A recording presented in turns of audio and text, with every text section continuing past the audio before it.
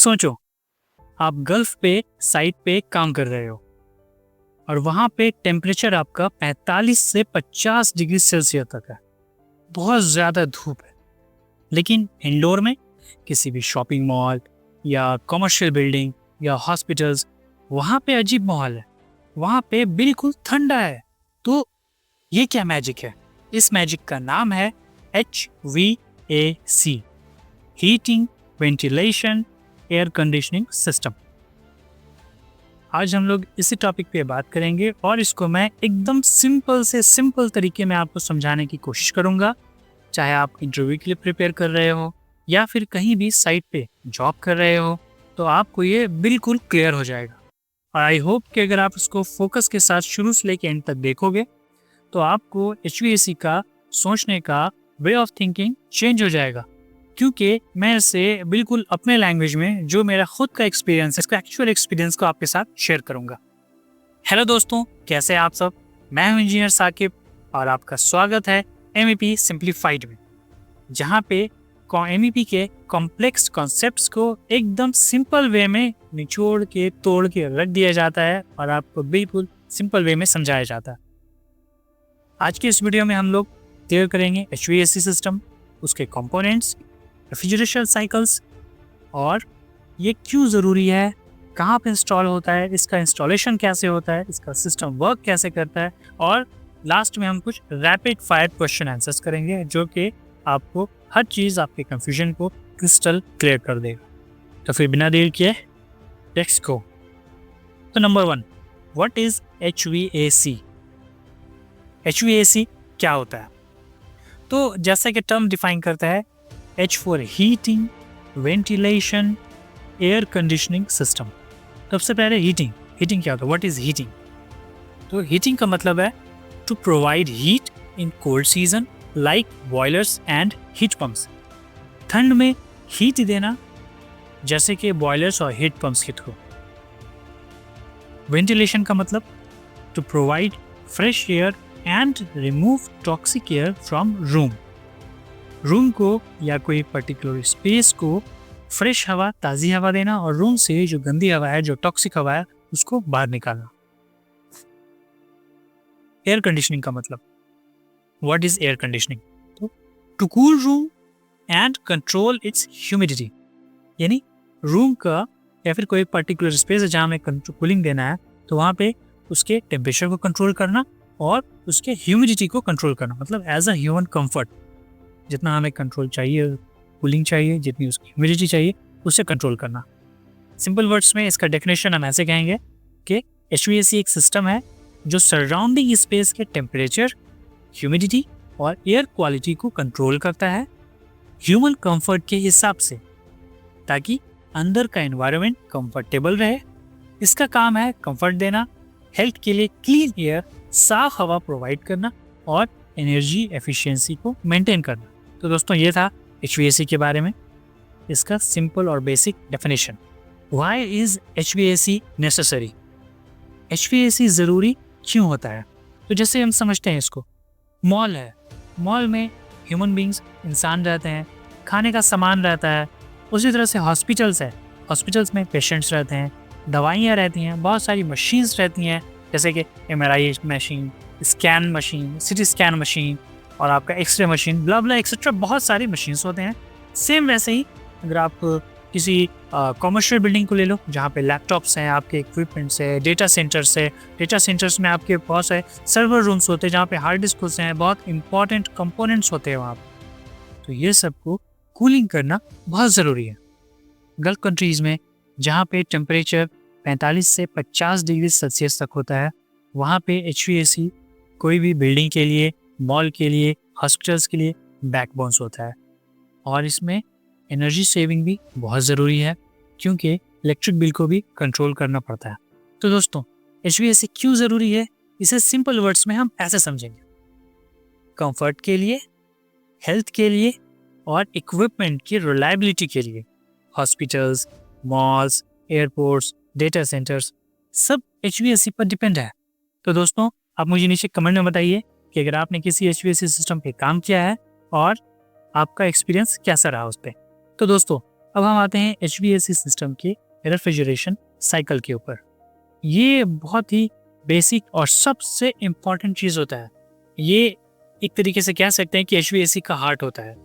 और ये चीज़ अगर आपका क्लियर हो गया तो चाहे आप किसी भी प्रोजेक्ट पे काम करो, बड़े से बड़े चिल्लर यूनिट, चिल्लर प्लांट पे काम करो, छोटे से छोटे रेफ्रिजरेशन पे काम करो, चाहे आप किसी भी चीज़ पे, ये आपका क्लियर हो गया तो आपके HVAC के हर एक पर्टिकुलर सिस्टम पे आपका कमांड हो जाएगा। चाहे वो चिल्लर हो, चाहे वो VRF हो, चाहे वो स्प्लिट हो, चाहे वो AHU हो, चाहे वो बड़े से बड़ा कूलिंग टावर हो, या आपका कोल्ड स्टोरेज रूम हो, या आपका शॉपिंग मॉल हो, या आपका छोटे से छोटा रेफ्रिजरेटर क्यों ना हो, या walk in chiller, walk in freezer, anything you name it, ये सब का बेसिक सिस्टम सेम होता है। ये सब के सब का वर्किंग प्रिंसिपल HVAC के रेफ्रिजरेशन साइकिल पे डिपेंड करता है, इसलिए इसे ध्यान से सुने। तो इसका नॉर्मल वे में इसका डेफिनेशन हम ऐसे कहेंगे, रेफ्रिजरेशन साइकिल ये वो प्रोसेस होता है जो कूलिंग को पॉसिबल बनाता है। इसमें 4 मेन स्टेप्स होते हैं: compressor, condenser, expansion valve and evaporator. तो अब हम एक एक करके इसके सारे कंपोनेंट्स के बारे में देखेंगे। सबसे पहले कंप्रेसर, ये सिस्टम का पावर हाउस होता है। ये क्या करता है, लो प्रेशर का जो वेपर होता है, रेफ्रिजरेंट गैस होता है, उसको कंप्रेस करके इसके टेम्परेचर को और इसके प्रेशर को बढ़ाता है और फिर ये इसे आगे कंडेंसर की तरफ सेंड कर देता है। यहाँ पे एक चीज़ मैं बताना चाहूँगा दोस्तों कि गल्फ़ कंट्रीज़ में ज़्यादा रोटरी कंप्रेसर यूज़ करते हैं। ये इसलिए यूज़ करते हैं कि ये बहुत मजबूत होता है और रिलायबल होता है और बहुत इसका कॉस्ट इफेक्ट भी बहुत अच्छा होता है। नाउ कंडेंसर क्या करता है, वो जो कंप्रेसर से हाई प्रेशर हाई टेम्परेचर की जो रेफ्रिजरेंट आती है यहाँ पे, वो उसे कूल करता है। कंडेंसर में फ़ैन लगा होता है, उससे वो उससे गर्मी को खींच के बाहर हीट रिजेक्ट करता है, गर्मी बाहर फेंक देता है और ये इसे आगे एक्सपेंशन वाल्व की तरफ सेंड कर देता है। तो यहाँ से ऑलरेडी कूलिंग थोड़ी कम हो जाती है। नाउ एक्सपेंशन वाल्व क्या करता है कि ये एक्सपेंशन वाल्व आप देखेंगे इमेज में, इसकी जो साइज होती है कॉपर पाइप की, कंडेंसर से एक्सपेंशन वाल्व में आती है, वो एक अचानक से रिड्यूस हो जाती है। वो रिड्यूस होने की वजह से इसका जो प्रेशर होता है वो अचानक से ड्रॉप हो जाता है और प्रेशर ड्रॉप होने की वजह से ये ऑलरेडी कूल आया था, प्रेशर ड्रॉप होने की वजह से इसकी टेम्परेचर भी अचानक से कम हो जाती है। तो ये एक्सपेंशन वाल्व क्या करता है कि हमारे रेफ्रिजरेंट के प्रेशर को अचानक से कम कर देता है, जिसकी वजह से इसका टेम्परेचर अचानक से कम हो जाता है और ये जो वेपर था ये ऑलरेडी लिक्विड में बदल जाता है, कूल लिक्विड में, और इसके बाद ये आगे इसे एवापोरेटर की तरफ सेंड कर देता है। अब एवापोरेटर यहाँ पे रूम की गर्मियाँ एब्जॉर्ब होती है और रूम को ठंडा हवा ये प्रोवाइड करता है। ये जो एवापोरेटर में ये जो कूल लिक्विड है ये रूम की सारी गर्मी को एब्जॉर्ब कर लेती है और रूम की हवा को ठंडी कर देती है और फिर ये रूम अब जो गर्म हवा को एब्जॉर्ब किया, ये जिसमें लिक्विड था वो गर्म होने की वजह से वेपर बन जाएगा और फिर वो कंप्रेसर में चला जाता है और फिर से वहाँ से सारा साइकिल रिपीट होता है। तो ये था आपका मोटा मोटी complete basic of refrigeration cycle. ये साइकिल काम कैसे करता है, आई होप ये आपको क्लियर हो गया होगा। यहाँ पे मैं आपको एक अपने साइट का इशू बताता चलूँ कि एक बार क्या हुआ कि हमारे टीम ने हमने नोटिस किया कि एक रूम में कूलिंग नहीं आ रही है। भाई कूलिंग क्यों नहीं आ रही, हमने तो मेंटेनेंस भी किया, सब कुछ किया था। तो फिर हमने बोला कि भाई एक बार रूफ पे जाके इसका कंडेंसर चेक करो, क्योंकि हमेशा सैंड स्टॉर्म्स आते रहते हैं जिसकी वजह से डस्ट भी जम जाती है। तो हमारी टीम रूफ पे गई, देखा तो एग्जैक्टली वो हमारे जो कंडेंसर है वो पूरा डस्ट से कवर है। बस 10 मिनट में उन्होंने पूरा उसको क्लीन किया, उसके बाद आधे घंटे के अंदर एकदम मस्त कूलिंग पूरे रूम में आ गई। तो यहाँ पे मैं वही आपको कहना चाहूँगा कि गल्फ़ कंट्रीज़ में ज़्यादा सैंड स्टॉर्म्स, डस्ट वगैरह बहुत ज़्यादा आते रहते हैं। तो अगर कभी कूलिंग में कुछ प्रॉब्लम है या कुछ इशू है तो सबसे पहले हम अपने कंडेंसर कॉइल को चेक कर सकते हैं जाके कि वो क्लीन है कि नहीं। और इसी के लिए हम लोग अपना प्रिवेंटिव मेंटेनेंस भी कहते हैं, PPM जिसको कहते हैं, हर 3 महीने 6 महीने पे पूरे सिस्टम को प्रिवेंटिव मेंटेनेंस करना ज़रूरी होता है। तो इससे क्या होता है कि आपके सिस्टम की एफिशिएंसी बढ़ी रहती है, कूलिंग ज़बरदस्त देती है, सब कुछ अच्छा रहता है। यहाँ पे अब मैं 1 लाइन इंटरव्यू आंसर्स आपको देना चाहूँगा, जैसे कि सिंपल में अगर पूछे रेफ्रिजरेशन साइकिल काम कैसे करता है। सिंपल टर्म में बोलेंगे, कंप्रेसर गैस को कंप्रेस करता है, कंडेंसर हीट रिजेक्ट करता है, एक्सपेंशन वाल्व प्रेशर कम करता है और एवापोरेटर कूलिंग देता है। दैट्स इट, बस इतना बोलना है, आपको रेफ्रिजरेशन साइकिल क्लियर हो गया। तो दोस्तों चलिए हम एसी के टाइप्स के बारे में आते हैं, इसके बारे में बात करते हैं। इसके बारे में प्रॉपर नॉलेज होना बहुत ज़रूरी है, क्योंकि ये आपके फील्ड पे भी बहुत इंपॉर्टेंट है और आपके इंटरव्यूज़ में भी अक्सर इसके रिगार्डिंग क्वेश्चन आते हैं। एसी जो है तो हमारे जनरली 5 टाइप्स के होते हैं। सबसे पहले विंडो एसी, स्प्लिट एसी जिसे हाई वॉल भी कहते हैं, और डक्टेबल स्प्लिट या फिर पैकेज यूनिट जिसको कहते हैं। फोर्थ वन इज VRF और VRV system. The last one is चिल्लर बेस्ड सेंट्रल एसी सिस्टम। तो सबसे पहले हम लोग बात करते हैं विंडो एसी के बारे में। तो ये क्या होता है, ये एक छोटा सा पैकेज होता है।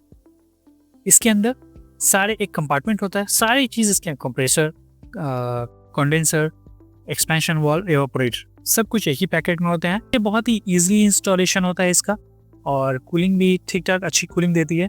इसे हम लोग स्मॉल स्पेस में यूज़ करते हैं, लेकिन इसके लिए ड्रॉबैक है कि एक हमें बड़ा सा होल करना पड़ता है दीवार में या कहीं पे भी इसको इंस्टॉल करने के लिए। और दूसरी चीज़ इसका एक ड्रॉबैक है, इसमें नॉइज़ बहुत ज़्यादा होता है। इसे हम लोग नॉर्मली अपने घर पे या छोटे मोटे ऑफिस वगैरह पे वहाँ पे हम लोग यूज़ करते हैं। तो सिंपल वर्ड्स में इसका डेफिनेशन, ये विंडो एसी ये सिंगल यूनिट होता है, ये छोटे स्पेस जैसे रूम्स के लिए होता है, ये सस्ता और ईजी टू इंस्टॉल होता है, लेकिन इसमें एक ड्रॉबैक है कि ये थोड़ा नॉइजी होता है और इसके लिए वॉल को बड़ा सा कटिंग करना पड़ता है। स्प्लिट एसी और हाई वॉल एसी भी जिसको कहते हैं, ये ज़बरदस्त होता है। ये सब का मेरे को लगता है जो नॉर्मल लोग उनका फेवरेट होता होगा, कि हमारे घर पे, हमारे नॉर्मल जहाँ छोटे मोटे रेस्टोरेंट पे हम लोग जाते हैं, तो इंडिया, पाकिस्तान, बांग्लादेश, हर जगह पे ये वहाँ पे सब जो मोस्टली स्प्लिट यूनिट यूज़ करते हैं, और सब लोग जानते हैं ये होता क्या है, जो इस स्प्लिट से हो या ना हो।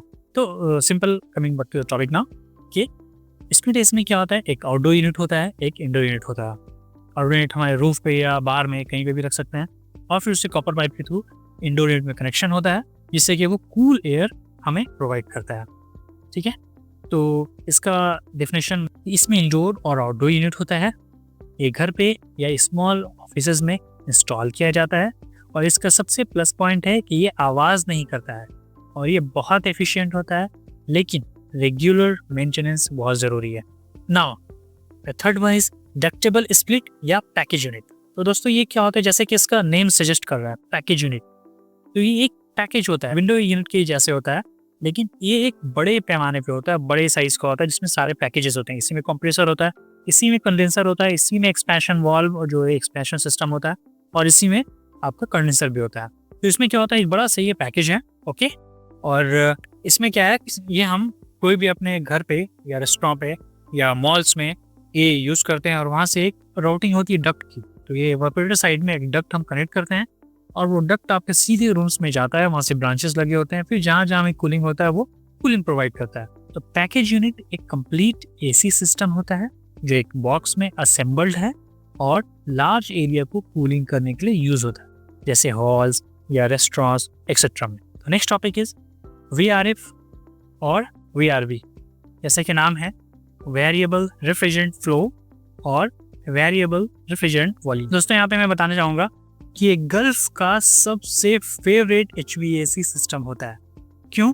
क्योंकि आप यहाँ पे कहीं भी चले जाओ, किसी भी शॉपिंग मॉल में, किसी भी रेस्टोरेंट में, किसी भी हॉस्पिटल्स में, एनी विलास, बिल्डिंग्स, कहीं भी, हर जगह मोस्टली आपको ये सिस्टम देखने को मिलेगा, क्योंकि इसका कूलिंग सिस्टम बहुत ज़बरदस्त होता है, एफिशिएंसी इसकी बहुत अच्छी होती है।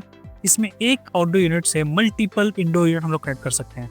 इसमें आप स्प्लिट यूनिट भी यूज़ कर सकते हो, कैसेट यूनिट भी यूज़ कर सकते हो, ग्रिल भी यूज़ कर सकते हो, डिफ्यूज़र भी यूज़ कर सकते हो, वट एवर यू नीड, जो भी हमें चाहिए वो सब यूज़ कर सकते हैं। और इससे इंस्टॉलेशन भी बहुत ईजी होता है, उतना ज़्यादा कॉम्प्लिकेटेड नहीं होता है, और ईजिली छोटे से छोटे स्पेस में भी इसका कॉपर पाइपिंग जा सकती है, और इसमें डक्टेड एसी भी होती है, सब कुछ इसमें अवेलेबल होता है। ये एक एडवांस्ड एयर कंडीशनिंग सिस्टम है, जिसमें एक ही outdoor unit multiple indoor units को कंट्रोल करता है, और हर indoor unit cooling, heating capacity देता है। इसका मेन फ़ायदा है एनर्जी सेविंग, फ्लेक्सिबिलिटी और कंफर्ट इन लार्ज बिल्डिंग्स। तो दोस्तों ये जो VRF सिस्टम है, इसमें हम लोग HVAC सिस्टम वही, इसमें हीटिंग कूलिंग सब हम लोग इसमें यूज़ कर सकते हैं, और बहुत इसमें आप कॉपर पाइप सीधा आपका स्प्लिट यूनिट में जाएगा, और कहीं भी आप अपने इलेक्ट्रिकल रूम्स में, चाहे आपका छोटा ऑफिस वाला रूम है, वहाँ पे आप स्प्लिट यूनिट लगा लो, अपनी बड़ा डाइनिंग एरिया, डाइनिंग रूम है, वहाँ पे BNM बॉक्स के साथ आप ग्रिल लगा लो, वहाँ पे आपका ग्रिल के साथ वो आपको कूलिंग एरिया देगी। आप बेडरूम है, वहाँ पे भी आप कैसेट यूनिट या फिर ग्रिल्स लगा लो, या लोअर लगा लो, या जिम हॉल है, जिम वगैरह है भी यहाँ पे, सब जगह आप वहाँ पे लोअर लगा लो। एक ही सिस्टम से आपका बहुत सारा इसका मल्टीपर्पज़ हो जाता है और कूलिंग भी बहुत अच्छी रहता है VRF का। मेरा पर्सनल फेवरेट VRF है, क्योंकि एक्चुअली मैं साइट पे भी यही अभी इंस्टॉलेशन करवा रहा हूँ। ये हमारा अभी जिम्स है, यहाँ पे ग्रैंड मॉस्क है, फिर मेंस रेस्ट है, ये सब जगह पे ये अभी हम इंस्टॉल करवा रहे हैं। और हमारा नेक्स्ट वीडियो भी इसी के ऊपर आने वाला है VRF का, इसका फुल, जिसमें मैं कंप्लीट डिटेल्स बताऊंगा, डिज़ाइन कैसे स्टडी करना है, उसका ड्राइंग क्या होता है, उसके बाद इंस्टॉलेशन क्या है, डक्टिंग कैसे होती है, उसमें प्लेनम बॉक्सेस होते हैं वो सब क्या होते हैं, और प्लस इसका जो है तो इंस्टॉल होने के बाद वो फाइनल लगने के बाद भी कैसा रहता है, क्या सिस्टम होता है, ये फुल मैं आपको बताने वाला हूँ। तो जल्दी से आप लोग इसको सब्सक्राइब करें और नोटिफिकेशन बेल को अगर नहीं दबाया तो दबा लें, ताकि ये वीडियो मिस ना हो। तो last one but not the least, चिल्लर बेस्ड AC सिस्टम। ये क्या होता है? ये आपका किसी बड़े बड़े प्लांट्स में यूज़ होता है, बड़े बड़े शॉपिंग मॉल्स या एयरपोर्ट्स वगैरह पे इसको यूज़ किया जाता है, क्योंकि वहाँ पे कैपेसिटी बहुत ज़्यादा देनी पड़ती है।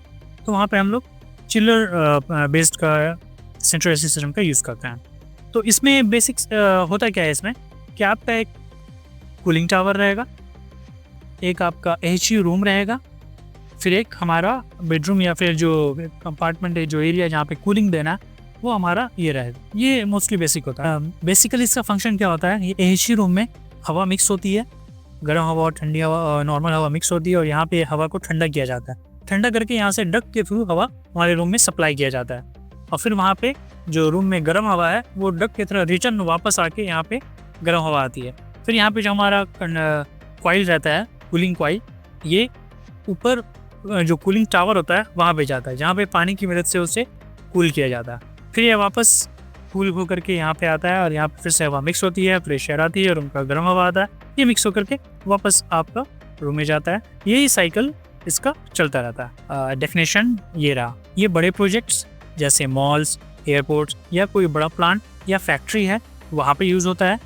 चिल्लर पानी को ठंडा करता है, जो कि 7 से 12 डिग्री सेल्सियस तक ठंडा कर देता है, जो AHU को कॉइल्स के ज़रिए हवा ठंडी करता है। एयर कूल्ड या वाटर कूल्ड चिलर्स होते हैं, 2 टाइप के चिलर्स होते हैं। तो दोस्तों इसमें क्या है कि वाटर से भी कूलिंग कर सकते हैं, हवा से भी कूलिंग कर सकते हैं। हम लोग एक एक पार्ट को इसके HVAC के, जो मैंने आपको टोटल पूरा 5 पार्ट्स बताएं, हर एक एक स्पेसिफिक टॉपिक पे वीडियोस बनाएंगे। नेक्स्ट तो मेरा VRF पे होने वाला है, और अगर आपको कोई स्पेसिफिक कुछ और टॉपिक पे जानना है तो मुझे कमेंट में बताएं, मैं उस पर भी बना दूंगा। तो जब हम स्पेसिफिक टॉपिक पे बनाएंगे तो डिटेल से सबका फंक्शन, इसका कैसे काम करता है, वो सब भी हम लोग डिस्कस करेंगे।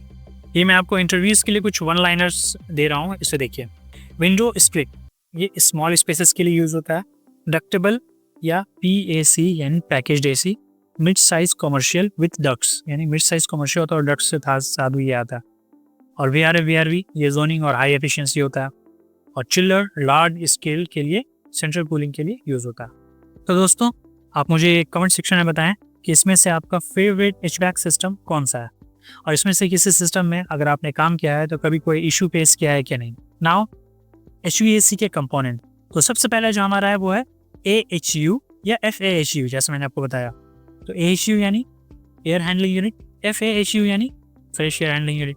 ये क्या करता है, सिंपल है, AHU रूम होता है, वहाँ पे AHU लगा रहता है।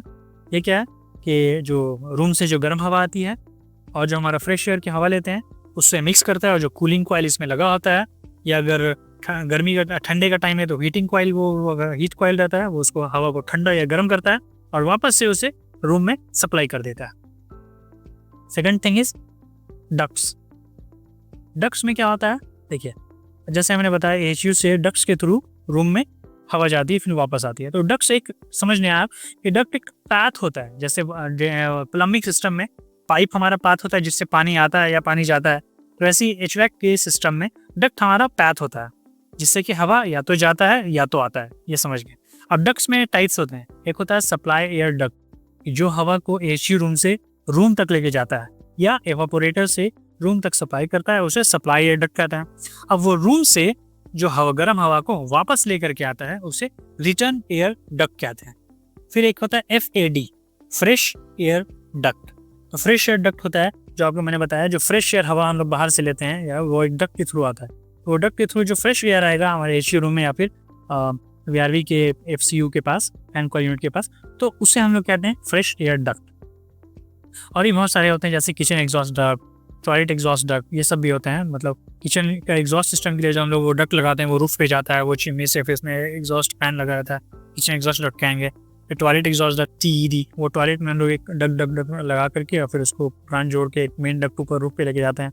मैं आपको बताना चाहूँगा डक्ट में क्या है कि जब डक्ट इंस्टॉल कर रहे हो तो उसमें जो हम लोग पहले इंस्टॉलेशन करते हैं, तो इंस्टॉलेशन का ध्यान रखना बहुत ज़रूरी है, क्योंकि डक्ट बहुत बड़े बड़े भी होते हैं, छोटे छोटे भी होते हैं। तो उसे हम लोग ज्वाइन करते हैं, तो एक एक पार्ट्स पे उसका ज्वाइंट्स होता है, तो उसके ज्वाइंट पे ज़्यादातर लीकेज आती है। तो ज्वाइंट पे जब सीलेंट लगाएंगे तो उसको परफेक्टली अच्छे प्रोफेशनल तरीके से सीलेंट को लगाना है, सिलिकॉन जिसको कहते हैं।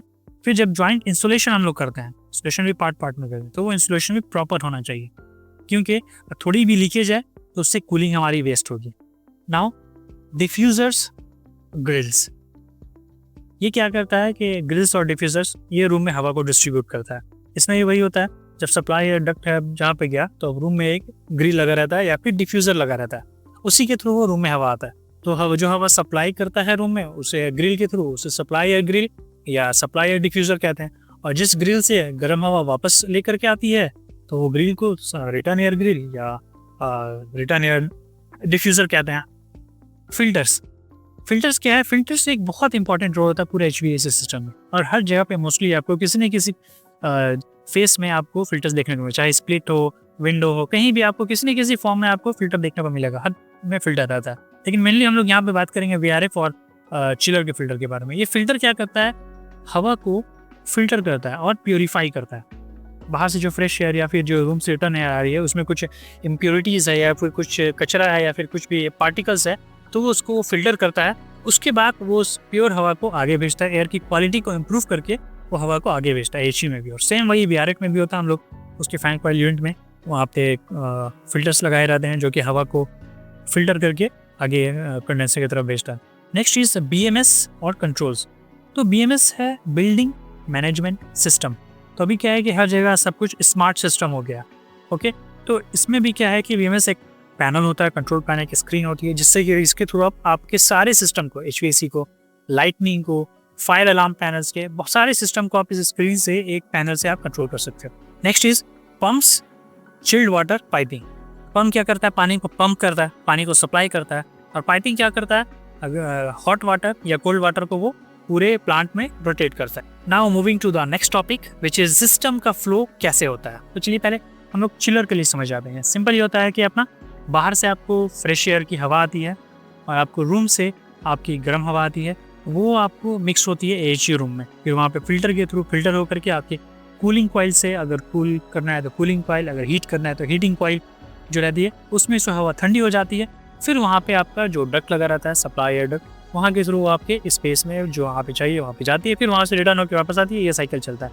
और ये सेम चीज़ VRF सिस्टम में भी होता है। लेकिन VRF में क्या होता है, ये जो कूलिंग कॉइल जो है तो इसको वाटर की जरूरत नहीं पड़ती है। जो रेफ्रिजरेंट होते हैं, वो जो कूलेंट होते हैं, वही हमारे जो कॉइल्स होते हैं उसको कूल करते हैं या हॉट करते हैं। तो ये हमारा बेसिकली सिस्टम फ्लो होता है। अब बारी है rapid fire interview question and answers. आप अपनी वीडियो को पॉज करना और देखो आप इसमें से कितने क्वेश्चंस को आंसर्स कर पाते हो। तो now the first question is what is full form of HVAC? HVAC की फुल फॉर्म क्या है? Heating, ventilation and air conditioning. Second question, refrigeration cycle के steps? Compressor, condenser, expansion valve, evaporator. अगला क्वेश्चन, VRF का advantage क्या? Zoning, long piping और part load efficiency. Chiller कहाँ use होता है? तो चिल्लर लार्ज प्रोजेक्ट्स जैसे मॉल्स, एयरपोर्ट्स, बड़े प्लांट्स वगैरह पे यूज होता है। Water cooled versus air cooled चिल्लर। वाटर कूल्ड ज्यादा एफिशिएंट, पानी की मदद से कॉइल को ठंडा करता है, लेकिन कूलिंग टावर चाहिए। एयर कूल्ड इंस्टॉलेशन आसान है और फैंस के थ्रू कॉइल को ठंडा करता है, कूलिंग टावर नहीं चाहिए। And the last question is FAHU versus AHU. इसका आंसर आप लोग मुझे बताओगे कमेंट सेक्शन में, क्योंकि ऑलरेडी मैंने बहुत बार अभी ऊपर से 3-4 मेरे ख्याल से मैंने एक्सप्लेन कर दिया है कि ये FAQ क्या होता है और AHU। और नेक्स्ट वीडियो हमारा मैंने बताया दोस्तों होने वाला है VRF और VRV पे, जो कि फुल मेरे साइट से रहेगा, फुल इसकी ड्राइंग से लेकर के साइट इंस्टॉलेशन से लेकर के कमीशनिंग तक पूरा फाइनल स्टेज, फाइनल फेज क्या है वो सब इसमें रहेगा। तो फ्रेंड्स, अगर आपने यहाँ तक वीडियो देख लिया है तो बहुत बहुत शुक्रिया, धन्यवाद। Thank you so much for watching my channel. Have a nice day. Thanks again.